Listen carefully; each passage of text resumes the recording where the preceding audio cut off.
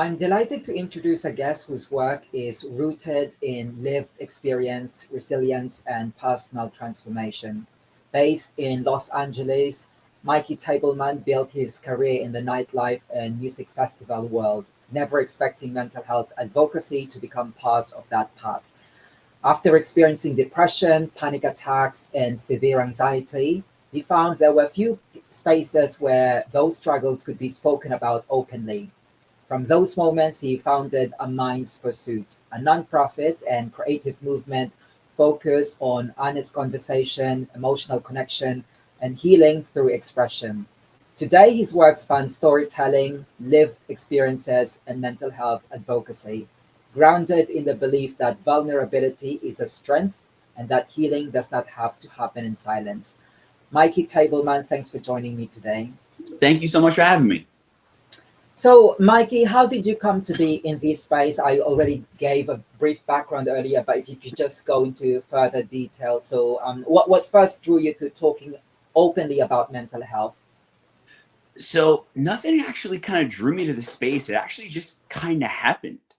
Um, I was going through a wild time in the nightlife and festival industry. If you saw my life from the outskirts and through like the highlight reel of social media, everybody thought my life was the coolest thing, but I was drowning internally. And I had a really dark moment where I tried to take my own life. And once I opened up about that to the people closest to me, it became so healing in a sense. Maybe healing is not the right word, but it became so, it just, there was such a weight off of my shoulders to be honest about it. And the reaction was not what I thought. I got a lot of support from a lot of people around me. And the more I actually spoke openly about it, the more people came to me with their struggles and like, hey, I actually feel the same way. And it was people I never would have thought would have been feeling that down or that hurt or have that much anxiety or depression that they were dealing with. And, they felt the same way about me. So it was like, yo, there's something here. And then the pandemic happened and so many people experienced anxiety for the first time. And then that's where the conversation began to grow more and more. And then that's where the concept of A Mind's Pursuit came from.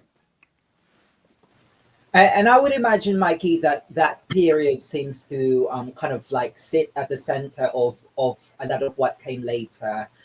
You're focusing on your movement, but alongside that personal backdrop, your day job was rooted in the nightlife industry, as you've mentioned. So, how did that environment shape your mental health, both positively and negatively? On a positive side, I'm so grateful for the nightlife and festival industry. I have met so many amazing people that I love dearly. I've had some incredible experiences. I have been all over the world. I have seen so many iconic concerts and venues and been a part of creating experiences for people that will make them last a lifetime. On the other side of things, it's a very hectic, chaotic world where the pressure and the stakes are very high. I deal with VIPs and very high profile people, so you have to be on point all the time. I have to be on no matter what I am going through. The hours are crazy. The stimulation is very overwhelming when you're in these insane festival settings for, like I said, 3, 4, 5 days in a row, sometimes 12, 16, 18, 20-hour days. And at that point, I was also drinking a lot. I was doing a lot of drugs, and it started recreationally, but then it was just to kind of get by and get me through the night as I was so just exhausted and depleted. And, when you're on a festival run, you're going sometimes 3, 4 months straight without going back to your home, without seeing any family besides your work family. And that becomes very overwhelming. And actually, what people really don't understand is that the low that comes afterwards, because as I'm traveling, you're on these insane highs. I'm around people 24/7, and then I come home and it's quiet and there is nothing and nobody around me. And that was a massive, massive mind fuck. Mhm. And of course, Mikey, as you've kind of alluded to, when identity becomes tied to keeping things moving for everyone else, it can blur the line between coping and avoidance. You've been very honest about how you cope with that. But looking back, do you think nightlife culture made it harder to recognize when things were becoming unmanageable? For myself personally, yes. Yeah. I don't want to speak for everybody because everybody has a different experience, but yeah, being that cool guy that was able to get people into events and supply all the extracurriculars and have all the best connections and hookups really became part of my identity. And even though I felt very lost, that was the only thing I was really able to cling on to. So I felt like that aspect of it really shaped a lot of the negative things that happened in my life. And nobody's fault in the nightlife industry, but nobody's fault but my own. But of course it's not just the environment. Cultures also play a role. Cultures do evolve, even if slowly. So have you noticed a shift in recent years with more people in that community beginning to speak openly about mental health, or did you think it's still the same? I think we're slowly starting to get there. Mhm. I seen after the pandemic, there was a lot of people who, used to party really hard and then couldn't for a while and then just dove back in. And I had several friends who passed away from overdoses or heart attacks and things like that from just kind of jumping right back in at an extreme level. And we're starting to see a lot more people open the conversation and speaking on, hey, I'm just not okay right now, and hey, I need a break. Because the nightlife and festival industry, we were the first people to shut down during COVID and the last to come back, and when we came back, it came back with vengeance. And I was going for 6-7 months straight, and a lot of people really were speaking up on how the culture wasn't like it used to be, and it did not serve them and who they were now. So I think we're slowly getting there. I think there's a lot to work to do, and that's a big purpose of A Mind's Pursuit is to focus on the nightlife festival and entertainment culture, because I think that's where a lot of people really put on that front. And like I said, we're working in an industry where we have to serve everybody else, no matter what is going on. I got to put on a fake face and a smile, and everything has to be okay. So I think we're starting to shift more in that direction, and that conversation is becoming more acceptable. But I think there's still a lot of work to do. Mhm. And of course, Mike, it's during those COVID lockdowns that you launched the Chaos Control podcast. So, was there any gap that you were trying to fill in at that moment through that podcast? Honestly, it didn't start off that way. The Chaos Control podcast was me and my co-host Danny J. Gomez, just kind of getting together during COVID and trying to keep each other sane.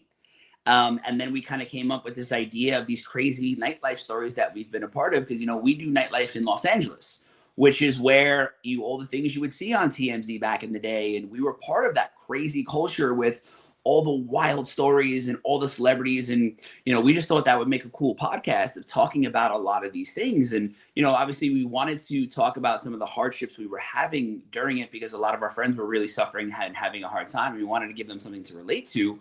But we never expected it to go where it did. The first season we did 38 episodes, and all 38 people I knew and brought in directly, and I had no idea some of these people were struggling with the severe anxiety and depression that they were at the same time myself and Danny were. So we were just like, man, if we all could have talked about this back then, maybe there's a lot we all could have avoided. Maybe there'd still be some people that are here today with us that aren't. And it never meant to start out as this mental health podcast per se. It meant to be more of a nightlife podcast to have a lot of fun with, tell some crazy stories. But as the season progressed, it just kind of evolved, and we're so grateful it did. And of course, needless to say, when projects such as Chaos Control podcast, once they find their footing, that they kind of evolve both in conversation and its audience, and you kind of build trust with your audience as well. So that line between storytelling and self-disclosure, they kind of shift. And Mikey, you speak very openly about addiction and suicide attempts. So was that level of honesty a deliberate choice, or something that kind of unfolded naturally, in relation to your podcast? Both. Honestly, it was a deliberate choice because, honestly, I went through all that, and I had to really believe that I went through that for a reason. Like, it was beating me up. It's like, why, whether you believe in God, the universe, whatever it is, and I'm still kind of figuring that out, but I had to look to something higher than myself to be like, why did I go through this? And I truly believe that I went through it to tell the story. And, whether that's true or not, whether other people believe that or not, that's just what I use to cope, to get through, to continue to go on. So I wanted to be vulnerable. I wanted to be honest. And I believe if I'm leading this movement, that I have to lead by an example. And then once we started having these conversations on Chaos Controlled in season 1 and going into season 2, and the more people that were open about it, and the more open I became, the more open other people became. And it just created more of a dialogue and a deeper conversation. And even outside of the podcast, I love just sitting with my close friends and really having honest conversation and going deep and being very vulnerable, because I think that shows you're human. And I think that's a big thing that we're lacking these days, is the human side and showing empathy. And so for me, it was leading by example, but it became much easier seeing all these other people. And then once we started doing season 2 of the podcast, bringing in people that I've never met before that were so open to sit with me and be vulnerable, and telling me it's because of the vulnerability that me and Danny showed that we were doing something right and we were really making a difference. And of course, that kind of openness, that kind of honesty also changes how you see your past, how the past is held. So it's not just how it's spoken about. So when you look back at who you were during those darker periods, can you clearly see the changes you've made since then? Oh, absolutely.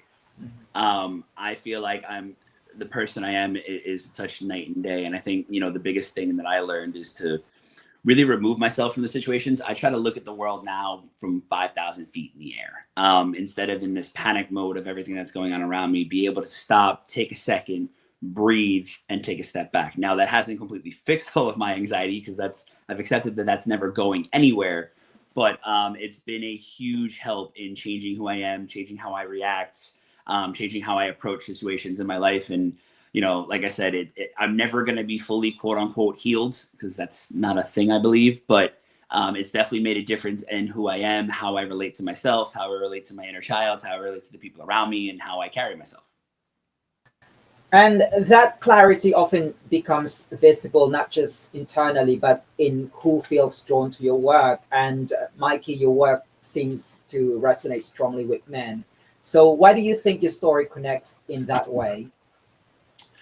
I think it connects in that way because what I've heard a lot from people is the typical, you don't look like somebody who suffers from anxiety.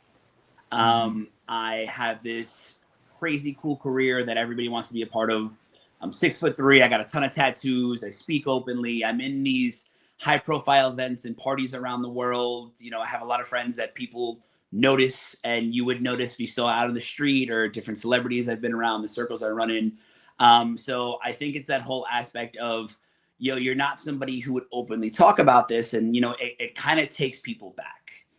So I think that's why there's this relatability, because I have this everyday kind of quote unquote what people refer to as like a kind of a cool factor, which again I don't think is something that is people should push towards, because I think that's subjective. But it seems like it's something that people want to relate to and want to hear about. So when we start off talking about all these wild stories, but then I get into how, I tried to take my own life during the peak of it, it really throws people for a loop. And then there's an interest in it, because like, well, if you can suffer from this, well, then I don't feel as bad suffering from myself. So yeah, let's talk about it. Absolutely. And some conversations can only go so far before they kind of like hit the limits of ordinary language. And I understand, Mikey, that you also perform as a spoken word artist. So how does creative expression help you process thoughts which are kind of hard to articulate in conversation? I love getting to perform. I love being a poet, and I'm glad we're actually getting to touch on that a lot, because that's not something we've got to talk about a lot as we have a new album coming out and everything. I think with poetry, and it's wild because I never knew I could do poetry until in the pandemic. It was something I always wanted to do. I was trying to keep myself sane, and I had a couple of friends in the music industry that I was like, "Yo, I want to try this," and they're like, "Oh, write something." So I did. A couple weeks later, like, "Yo, what'd you get?" And I wrote it down, like, "Yo, stop everything you're doing and focus on this." And I found with spoken word poetry, it's a way for me to express everything I'm going through in, different visuals and metaphors, because the way my mind works, it's all over the place. And sometimes I have a hard time articulating the thoughts that I'm having and the feelings that I'm having. And I just found that spoken word poetry was a way for me to articulate myself and express myself in the most honest, vulnerable, and direct way that I possibly could, and really paint the picture of what I was struggling with. And I found that is the most effective way for me to talk about and share my story. Absolutely. But talking about sharing your story, because once creative work starts reaching other people, the boundary between personal expression and responsibility can shift. So Yeah. all of your work sits under a mind's pursuit. So I'm interested to hear from you, Mikey. How do you decide which ideas become projects and which remain kind of personal expression? I'm very fortunate enough that I've built an incredible team around me of some amazing professionals who've been in the entertainment and nightlife industry. I have an incredible PR agent. I have a credible creative team around me. So it's not just a me thing anymore. We work as a collective. There's a lot of ideas that I come across that I throw at them, and they're like, all right, that sounds great, but let's hash that out, or let's put that on the back burner for later. So there's a lot of things that, with the Mind's Pursuit, we have about a 7-year plan right now moving forward of all these different types of projects we want to release, we want to work on, events we want to throw. But my mind's bouncing all the time and I want to do everything. So I'm extremely fortunate to have this incredible team around me that helps keep me level, helps keep me straight, and helps keep my head on focus on the things that we need to do and what's going to be best for myself and the brand, and what are things that we should either stay away from or things we should put off till later. And of course, that distinction between personal processing and shared purpose is subtle, but it's important. So, Yeah. For someone encountering a mind's pursuit for the first time, what would you say define its purpose at its core? The purpose is to create community. We feel like so many people are just disconnected and lost and can't find people to talk about things with, or don't feel like they have a safe place to be open. We look at art as a way for advocacy, and art being able to share some of the struggles that she went through. So it's us creating this community for people to come as they are and have a place where they can be seen, be honest, be vulnerable, and are met with empathy and met with love and met with care and met with people who want to hear what they have to say, who want to help them throughout their struggle. And of course, as that sense of purpose becomes more established, it kind of changes the relationship with the work itself. So, looking ahead to 2026, how do you see your relationship with your own mental health evolving as your work continues to grow? I have to really keep myself in check a lot, and I have to stop because there's a lot of times where I can just keep going, and I want to work all the time. I love the nonprofit. I love the podcast. I love everything that we're doing. So for me, I don't consider it quote unquote work, but I have to remember to take breaks. I have to remember to not overwhelm myself. I have to remember that, having downtime, spending with my girlfriend, my dogs, my family, and just being a human being and just living in society today is enough at times, and to not overwhelm and overwork myself, because that's where I've run into problems. That's where I've had multiple mental breakdowns, and just like I said, I'm fortunate with the team around me where everybody does a great job of keeping me in check, or just being like, hey, we should take a break right now. We should stop, or you should go to sleep because you've been up for the last 16 hours working on this project and it's great, but you need to rest. Otherwise you're going to be no good to us.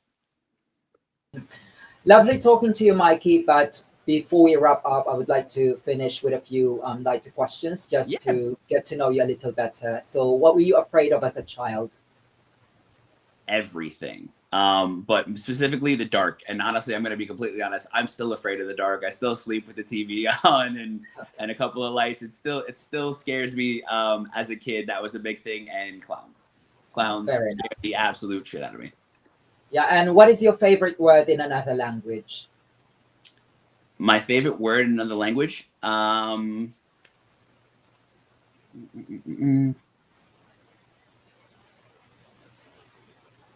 There's probably a lot of Spanish-speaking people in California. No, that is. But I was actually in Japan, and the word for thank you is blanking on me right now. But I just love the way that everybody would say it so often to you, and then the way it was expressed. And I'm blanking on the word right now. But it was. I think it's I don't know. I think it's arigato or yes, arigato. just the way that rolls off the tongue is said, and the way that people would say it with such enthusiasm in Japan. And going to Japan was like a life-changing experience for me, and it was one of the best trips I've ever been on, and I absolutely loved it and look back on it so much. So that's my favorite. I already got those. I still say that sometimes I hear just in moments of passing, but I got those. My favorite. It's my favorite word in another language.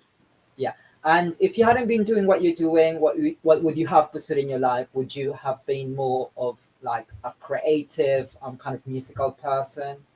I would have been on Broadway.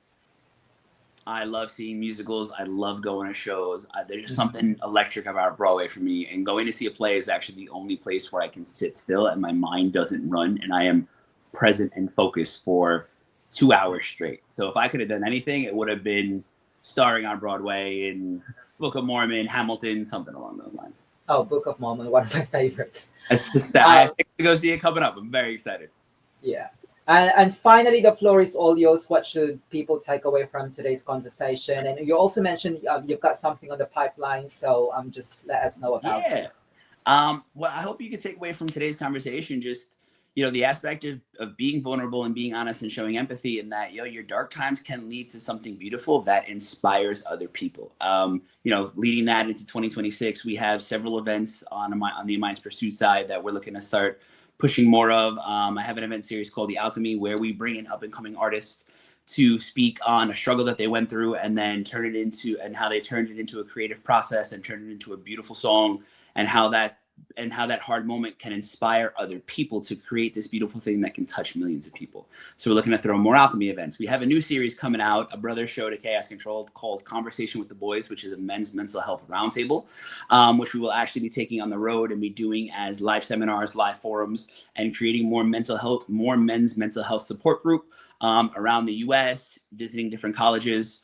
And then the thing that I'm most excited about is we have the release of my first ever poetry album, My Manic Maze, also alongside with a book that coexists with it. It's the story of my struggles, how my manic disorder led to my anxiety, which led to the depression, which led to the drug addiction, to the suicide attempt, and how I picked myself back up, all told through spoken word poetry. And then the book just dives deeper in on the really honest moments, and what was really going on in my head during those times. And really, I speak very openly, but I've never fully bared it all. And in that book and in that album is really where I really share everything. So that album's going to be released at some point this year, probably more towards the summertime, and then we'll be going on tour with it. I'm just very excited to share and get to perform, because it's what I love doing. I love being on stage. It's, I've never been in a place where I get on stage and I black out and then I come back to when, it's just living in a flow state. And I'm very excited for everything going on. We have an incredible team that's, all moving forward. We're doing a lot of work with the Mitty Foundation based out of Texas with RJ Mitty. Love him and his team, the guys from Breaking Bad. And we're just excited. There's a lot of things on the horizon, not just this year, but over the next 5 years. But, you're definitely gonna have to stick around and check it out and stay tuned, because there's a lot of things we got coming. We're really trying to make a difference in the world and change it for the better. Yeah, there's a lot of things going on. It's only January, and I love that message. That's a fantastic note to end on, Mikey. Your reflections on vulnerability, creativity, and live experience have given us a great deal to reflect on. Mikey Tableman, it's been a real pleasure having you on the DRH show. And I look forward to seeing how your work continues to help people in feeling less alone. Thank you so much. Thank you for having me.